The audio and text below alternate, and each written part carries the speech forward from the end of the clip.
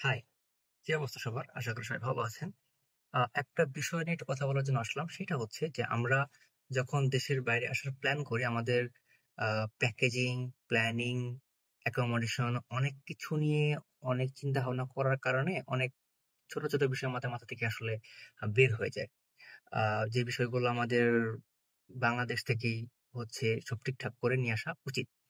সেরকম একটা ব্যাপার হচ্ছে সিম কার্ড। ফ্রান্সে আসার পরে আমি ওই সিম কার্ড নিয়ে বেশ কিছু ঝামেলায় পড়েছিলাম। তো আমার ক্ষুদ্র অভিজ্ঞতা থেকে হচ্ছে কিছু জিনিস আসলে শেয়ার করার একটু চেষ্টা করব আজকে।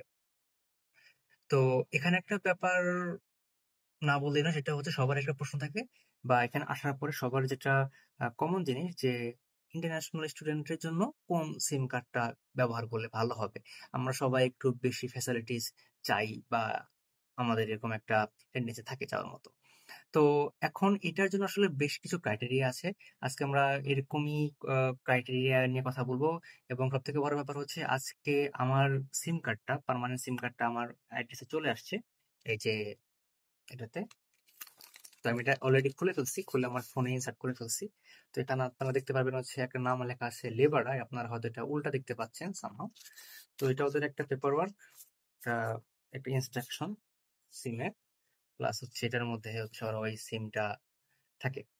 তো এই যে লিবারা এটা আমি কেন চুজ করলাম প্লাস অন্যগুলা কেন চুজ করলাম না এই ব্যাপারটা নিয়ে আসলে একটু কথা বলবো এবং মজার ব্যাপার হচ্ছে এই যে লিবারা এইটা যে ফ্রান্সের খুব একটা জনপ্রিয় সিম ব্যাপারটা এরকমও না।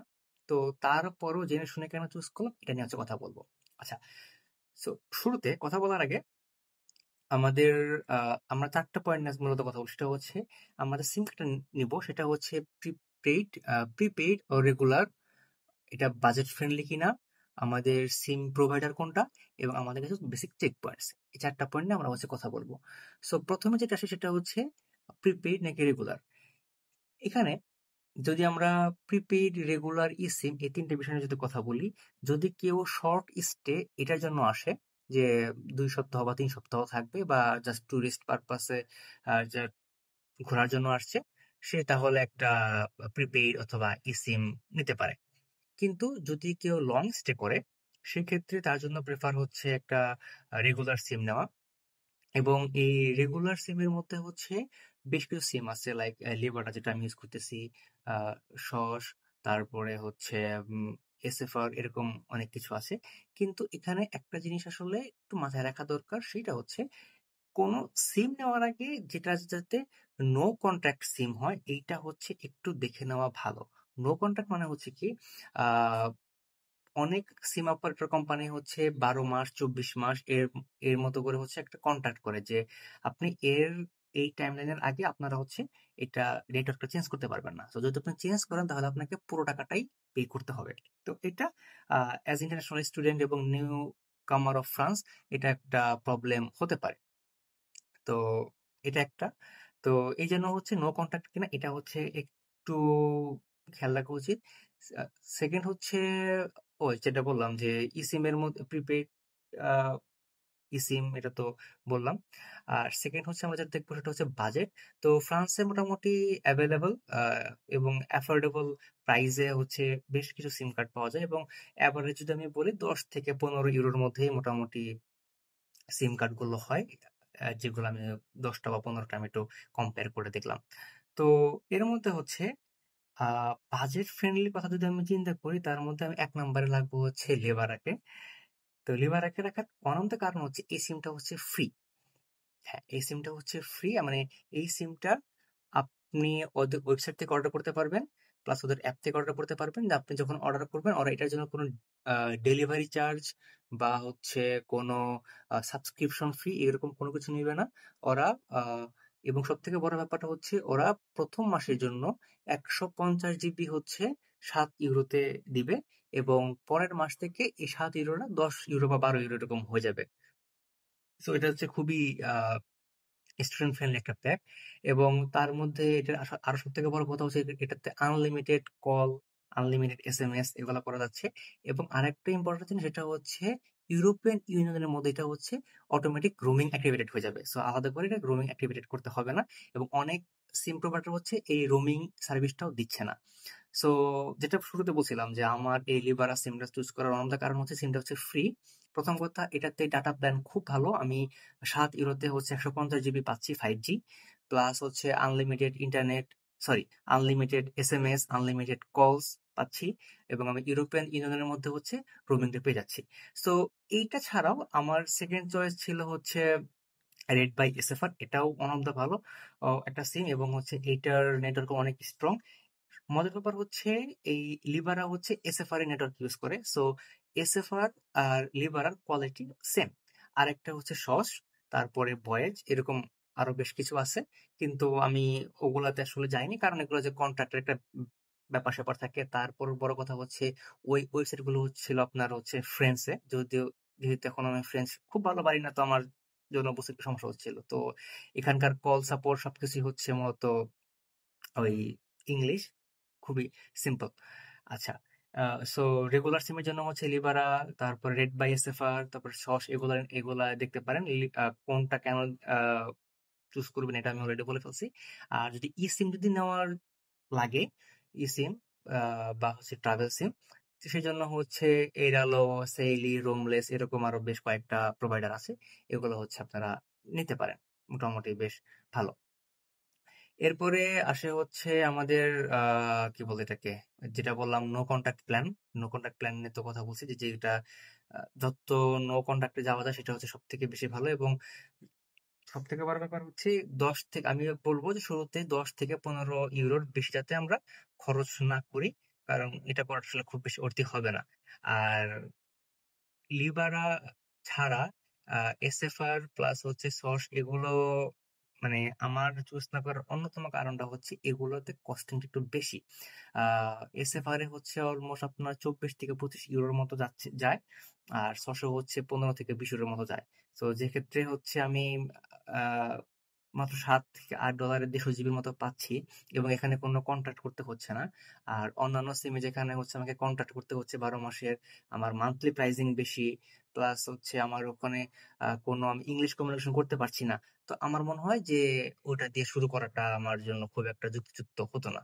এই ব্যাপারটাই হচ্ছে আমার একটু আহ মাথায় রাখ আহ মাথায় রেখেছিলাম। তো আরেকটা ব্যাপার হচ্ছে যে আপনারা আসার আগে বা আসার পরও হচ্ছে এখানে নিজেরা বেশ কিছু রিসার্চ করতে পারেন, কিছু কম্পেয়ার করতে পারেন, এবং কিছু প্র্যাকটিক্যাল টিপস যদি আমি আপনাদেরকে শেয়ার করি, সেটা হচ্ছে যে গুগল করলেই মোটামুটি একটা লিস্ট পেয়ে যাবেন কোন কোন সিম এখানে খুব ভালো চলে, এবং কোন কোন সিম গুলো মোটামুটি নেটওয়ার্ক বেশ ভালো। আপনারা একটা কম্পেয়ার প্ল্যান করতে পারেন, এটার ইন্টারনেট কাভারেজ, প্রাইস, এগুলোর একটা নিজের একটা কম্পেয়ার প্ল্যান করতে পারেন, বা চ্যাট জিপিটিকে বলে আপনাদেরকে খুব ইজিলি করে দিবে। তারপরে আপনারা আরেকটু রিসার্চ করতে পারেন, আপনার স্টুডেন্ট হাব বা হচ্ছে বিভিন্ন গ্রুপ আছে, ইউনিভার্সিটি আছে, তো তাদের থেকে একটা ভালো একটা গাইডেন্স পাবেন। প্লাস হচ্ছে আরেকটা জিনিস যেটা আমি বলবো, যে ইউরোপিয়ান ইউনিয়নের রোমিং অ্যাক্টিভেটেড কিনা এইটা একটু খেয়াল রাখবেন, কারণ অনেক সময়ই দেখা যাবে যে ইউরোপিয়ান ইউনিয়নের মধ্যে আমাদের ট্রাভেল করতে হতে পারে, যেহেতু এটা ভিসা ফ্রি একটা এরিয়া, বাসে করে ট্রেনে করে হচ্ছে ট্রাভেল করতে হতে পারে। তো সেক্ষেত্রে যদি ইউরোপিয়ান ইউনিয়নের মধ্যে রোমিং অ্যাক্টিভেটেড না থাকে, সেক্ষেত্রে একটু প্রবলেম হলেও হতে পারে। আর আরেকটা হচ্ছে ক্যান্সেলেশন ফি, প্লাস হচ্ছে নো কন্ট্যাক্ট ফি। তো আপনি যদি ফ্রান্স চলেও যান বা ইউরোপিয়ান ইউনিয়ন চলেও যান, আপনাকে ওই নেটওয়ার্কটা অফ করে রাখতে হবে, বা আপনাকে এই সাবস্ক্রিপশনটা ক্যান্সেল করতে হবে। তো এইটার কোনো এক্সট্রা চার্জ আছে কিনা বা এটার পলিসিটা কি, এই ব্যাপারগুলো একটু ক্লিয়ারলি হচ্ছে বুঝে শুনে দেন হচ্ছে আপনার প্ল্যানটা আপনার চুজ করা উচিত। তো আরেকটা ব্যাপার হচ্ছে, আহ আমি যেটা পার্সোনালি করেছি, আমি যখন শুরুতে ফ্রান্সে আসি, আসার পরে হচ্ছে আমার ফোনটা হারায় যায়। তো এটা নিয়ে একটা আলাদা টপিক, আলাদা আরেকদিন কথা বলবো, কিভাবে ফোনটা পেলাম, আমাকে ফ্রেঞ্চ মানুষরা কিভাবে হেল্প করেছে, এটা নিয়ে পরে আলাদাভাবে কথা বলবো। তো আমি ইনস্ট্যান্টলি হচ্ছে আমার আরেকটা ফোনে আমি একটা ট্রাভেল সিম নেই। ট্রাভেল সিমটার নাম ছিল ভয়েজ। এটা 20 জিবি 15 দিনের জন্য হচ্ছে অ্যাক্টিভেটেড থাকে এই সিমটা, এটা, এবং এটার কস্টিং হচ্ছে আপনার 20 ইউরো। তো আমি খুব দেখে শুনে হচ্ছে একটা নাম্বার আমি চুজ করেছিলাম, কিন্তু যেহেতু আমি জানতাম যে হচ্ছে এই সিমটা হচ্ছে 15 দিন পরে ডিঅ্যাক্টিভেট হয়ে যাবে, তো আমাকে একটা পার্মানেন্ট সিম নিতেই হতো, যেটা আমি মাত্র দেখালাম, লিবারা। তো বাট লিবারা থেকে হচ্ছে যখন হচ্ছে আমি ওয়েবসাইট থেকে অর্ডার করছিলাম, এখানে কোনো কাস্টমাইজড সিম বা কাস্টমাইজড নাম্বার হচ্ছে ভাবে আসলে চুজ করা যায় না, অ্যাজ ইউজুয়াল। তো বাট আমার আগের ওই ট্রাভেল সিপের নাম্বারটা আমার খুব পছন্দ ছিল। তো আমি খুব একটু ঘাটাঘাটি করছিলাম যে এটা নিয়ে সামহাউ কোনো কিছু করা যায় কিনা। তো তখন আমি একটা জিনিস সলিউশন পেলাম, সেটাকে ওরা বলতেছে RIO। তো এই এই কোম্পানিকে, আপনি যে কোম্পানি থেকে পার্মানেন্ট সিম নিচ্ছেন, এই কোম্পানিকে ফোন করে আপনি বলতে পারেন যে আমার আগের নাম্বারটাকে আমি এই সিমে কনভার্ট করতে চাই।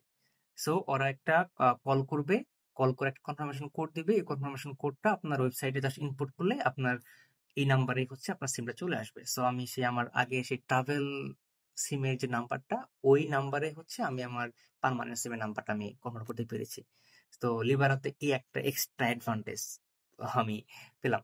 তো এটাই not last but not the least, আমি একটা ফাইনাল একটা চেক পয়েন্ট করে দেই যে আমি লিবারা ইউজ করতেছি কারণ আমি এটাতে খুব বেশি পরিমাণে কমফোর্টেবল। অনেকগুলো সুবিধার কথা আমি বললাম, যে এটা ফ্রি সিম, এটা ইংলিশ সাইট, ইংলিশে যে কোনো কমিউনিকেশন করা যায়।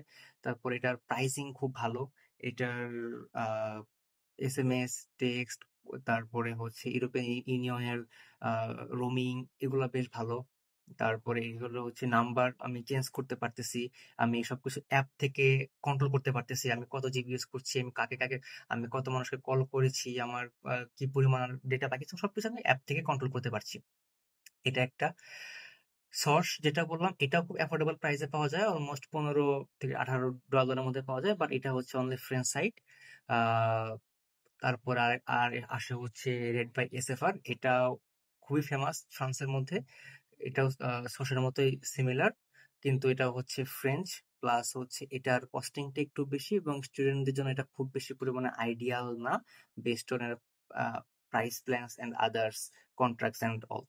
তারপরে যদি আমি ই সিমের কথা বললাম, এডালো, স্যাশি, রোমলেস, এগুলা তো জাস্ট টেম্পোরারি, ইনস্ট্যান্ট অ্যাক্টিভেটেড হয়ে যাবে। আর একটা যেটা বললাম, আমি যেটা শুধু ট্রাভেল সিম নিয়েছিলাম, ভয়েজ, এটাও খুব ভালো, কিন্তু এটাও ফ্রেঞ্চ, প্লাস এটা ট্রাভেলারদের জন্য বা শর্ট টার্মের জন্য খুব ভালো, লং টার্মের জন্য আপনারা নিতে পারেন, এটা আপ টু ইউ। সেম ভয়েজের মধ্যে আরেকটা আছে, নাম অরেঞ্জ। অরেঞ্জটা আমি কিছুদিন ইউজ করেছি, কিন্তু এটাতে আমি আসলে খুব ভালো সাপোর্ট পাইনি, হয়তো আমার ফোনের প্রবলেম বা কিছু একটা হতে পারে। তো সাপোর্ট না পাওয়ার কারণে আমি অরেঞ্জটা এখন আর ইউজ করছি না। তো এটাই। আর চেক পয়েন্টের বেলা, last but not the least, যখন আপনারা দেশের বাইরে আসবেন একটু চেক করে নেবেন আপনার ফোনটা আনলক কিনা, কারণ অনেক সময় আমরা বাংলাদেশ থেকে যে ফোনগুলো ইউজ করি, এগুলা হয়তো ইন্ডিয়ান ভ্যারিয়েন্ট বা চাইনিজ ভ্যারিয়েন্ট, অনেক ভ্যারিয়েন্ট থাকার কারণে তো আমাদের অন্য কান্ট্রির সিম গুলো নর্মালি সাপোর্ট করে না, আনলক না থাকার কারণে। তো এই আনলক সিস্টেমটা আপনারা করে আসবেন। তো এটাই ছিল আমার পক্ষ থেকে আমার সংক্ষিপ্ত জ্ঞান আপনার সাথে শেয়ার করা। কেমন হবে জানাবেন। Thank you so much.